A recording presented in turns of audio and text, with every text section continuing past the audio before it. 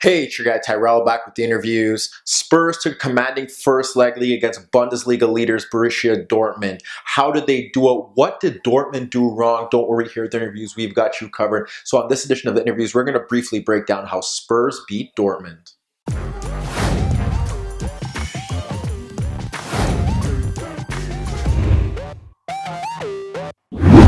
So before we get into today's video, don't forget to give our video a thumbs up if you do enjoy it. The bell below does give you daily notifications regarding our organic, unfiltered soccer/footy analysis. And don't forget to subscribe to our channel. In today's video, we're going to briefly break down the first half, see how both sides look to approach the game and why they encountered some issues in that opening 45. Then move to the second half and see how Spurs were able to take a commanding 3-goal lead heading into the second leg. But first, let's get to the starting lineup. So we look at Spurs, more of a 3-4-1-2. Lucas Moura and Son ahead of Ericsson. Out in the wing-back roles, Jan Vertonghen and Serge Aurier, and in midfield, Sissoko and Winks. Then we move to Borussia Dortmund, move to a 4-3-3, Pulisic, Götze, and Sancho up front. In midfield, they went with Dahoud, they went with Delaney, and they went with Axel Witsel. So now, let's get to the first half, see how both sides look to approach the game, and why both sides headed into halftime tied 0-0. So when we look at the first half, one of the key elements to the game was down to Spurs' approach. They moved to a 3-man backline here, obviously wary of the pace that Borussia Dortmund do possess. We know what Dortmund's about. Very good on the counterattack. They have issues breaking down opponents that sit in deeper blocks. That is what Spurs could have done here, but they were at home. They're obviously looking to push the game. But the one thing that teams don't really do to Dortmund for a long period of time in games is press them. And that is what Spurs were all about here. And when you look at the Dortmund backline, not really lacking much players with pace. So to have Lucas Moura and Son up front did make sense, given that they did lack players in those attacking zones with Ali and Kane out, and the fact that Llorente wouldn't fit that mold here. So what they often did is that when you saw Dortmund try to play out the back, unlike in the Bundesliga, here you had Spurs step to them. You had Son and you had Lucas Moura pressing to the center backs. You had Vertonghen and Aurier often higher, 2-step to Diallo and Hakimi. And when Witsel, who often has loads of time in midfield in league play throughout the season, was stepped to by Ericsson. And then in midfield, you have it pretty straightforward. You have Sissoko to Delaney. You have Winks stepping to Dahoud. And that was how they were really going about things. And Dortmund struggled to really break out of that position. And that's what Spurs were doing very well in that opening period. At times when they had to drop off deeper, you would see them move to more of a 3-man, a 5-3-2 with Ericsson just a bit ahead of Winks and Sissoko, and that was how they were going about things. But that is where they were really finding joy. However, they had issues creating chances. When you think to some of their better chances in the game, you think to one of the opening opportunities where Davinson Sanchez climbs over Götze to nod the ball into the path of the box for Lucas Moura, but he flashed a shot wide. We often saw Ericsson drop off to pick up the ball in deeper positions, and he was clipping out diagonals to Vertonghen and Aurier. We saw Winks also do that on a few occasions, but their crosses into the box weren't that great, and Spurs attackers couldn't get onto it. One of the things here was that Dortmund were very cautious. They dropped off into more of a 4-5-1 without the ball. They weren't really looking to press, especially when the back three had the ball. So it was often 3v1 there. And Ericsson struggled to get on the ball, which is why he dropped deeper to get onto it in those positions. But besides that, they weren't really causing Dortmund's backline any real issues when you really think about it. One of their better chances, you see Foyth, who, when they dropped off into that 4-5-1, we often saw sometimes Pulisic step to him. On one of the occasions, he was able to skip past Pulisic, slide the ball out to Aurier, and Aurier was stepped to by Diallo, but Foyth continued his run and Pulisic didn't track, and he got the back heel and he was able to pull the ball back to Ericsson, but Dahoud came across and Ericsson skied a shot over the net. One of the other opportunities did stem through Ericsson also, where Ericsson picked up the ball in a deeper position to the left-hand side. We saw Dahoud step to him. You had Vertonghen holding Hakimi, and then you still had Sancho in that space, and Ericsson was able to wrap that ball around those two in to split Hakimi and to split Sancho, and what you end up having there is Son running at the defender and cutting outwards and forcing Berkey into a save. But when you think about it, that was where Spurs were getting their chances. They weren't really getting in behind. You had Son making darting runs into the channels, but Son and Lucas Moura, there was no real combination. Eriksen had to go deeper to get onto the ball. They did push the wing backs forward, but they weren't getting quality cross into the box, but their pressing was good. They closed down at every opportunity, and that did fluster Borussia Dortmund on most occasions. But when Borussia Dortmund did get forward, on the other hand, they did have the better chances in the first half, and it was just down to them really sticking to their guns. They didn't have much of a counter-attacking threat, and the issue with Dortmund here was they didn't have Royce, who Royce has played a key role in what they were trying to do, and what we often see there is Royce being able to pick up the ball on either side of the defensive midfielder and drift forward on the counter-attack. He often drops deeper to press that opponent as well. We saw it on the opposite side where Witsel was often getting pressed.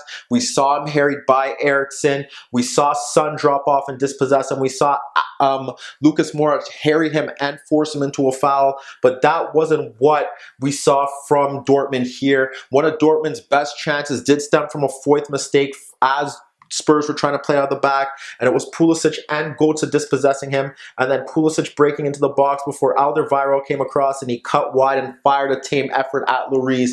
Another one of their better opportunities, short corner. Sancho was able to cut in and deliver across into the box where we see Zagadou get over Foyth, but that forced Lloris into a save. Again, a lot of it stemmed from more moments than them really breaking them down. Götze cutting in from the right-hand side, laying the ball off, and what happens there is Delaney's able to fool Serge Aurier with a twist and turn and force Lloris into a save again. But that was really where they were getting their better opportunities. One opportunity in particular, when we saw the press avoided, was Witsel stepping in, no one stepping to him. He slides it out to Hakimi, and Vertonghen comes late, and then you see Dahoud making the run away from Eriksen, and he's able to wrap the ball around Alderweireld for Sancho breaking into that space. He's able to cut in and out on Davinson Sanchez, but his cross into the box is intercepted by Foyth. But when you think about it, Dortmund had their game plan here. They dropped off into that 4-5-1, obviously looking for chances to break, but this Dortmund side just lacked that bit of quality. Pulisic hasn't had that many games. Götze drops off, and then it leaves the back three with no real issues to deal with. Sancho was a threat, but he often was running into no man's land because no one else was making runs in behind him. There was no real combination play with speed as Götze was slowing down the game, and Pulisic was also slowing down the game, not really getting much of the battle down that side as well. So when you think about it, Dortmund weren't really getting, they had the better chances, but they weren't getting in behind enough as you probably think they would with Paco Alcacer or Marco Reus, whereas for Spurs, they were struggling to create chances here as well, despite pressing well. So when we look to the second half, we have to see how Spurs were able to go ahead and kill off the game. So now let's get to that and see what if Pochettino made any changes to help Spurs get ahead. When we look at the second half, Spurs were more of a 3-5-2 for the most part. Eriksen did drop off a bit deeper, so he was permanently in that role opposed to playing a bit higher. What we did see an improvement from Spurs was the movement of Son, constantly making runs in behind, trying to get into those channels. We saw Sissoko also making darting, powerful runs to create space and to carry the ball forward. But the key player here was Vertonghen, who was able to constantly get forward down that left side, ahead of Sancho, who wasn't really marking him out. And as Dortmund dropped off in that 4-5-1 and really try to just ensure that they were able to be organized and possibly hit on the counter, that didn't work here as Spurs monopolized the ball much better, and they found an outlet in Vertonghen to make the difference. When you look at the opener, in the opening 15 minutes, we see Vertonghen involved in some of their better chances. One of the first opportunities is that you see Lucas pressing Toprak out into that channel right over there, and he tries to play the ball into Hakimi, and Vertonghen steps to him,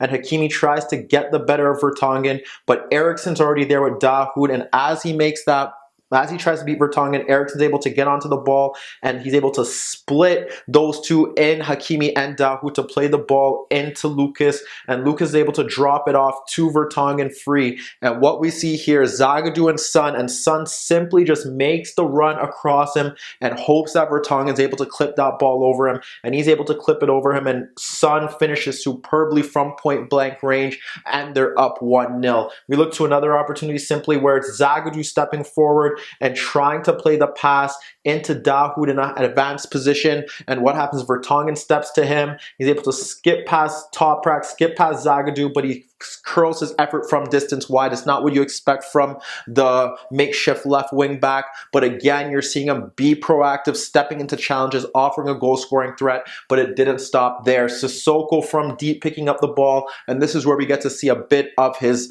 ability to carry the ball forward and make a difference, something that Dortmund weren't getting from their midfield, to skip past Dahoud, to skip past Götze, and then slide the ball in between Hakimi and Sancho for who? Vertonghen, again breaking forward. And what does he locate? Son dragging out Diallo and getting across Zagadou, and the cross into the box is deflected out for a corner, but it's again another quality chance, all coming down the left-hand side, and that is where Spurs were getting their chances. Without the ball, they were, like I said, dropping off into that 3-5-2, very organized, and they were comfortable knowing that they had Dortmund right where they wanted them, and there was no real ability for Dortmund to break them down. That's been one of Dortmund's issues this season, breaking down deep lines, like I said earlier on, and Spurs were just simply man for man in every department. They switched the ball out wide, you're able to push the wing backs forward, and midfield, they marked them out in every aspect. If the ball went out to Witsel, like I said, you're able to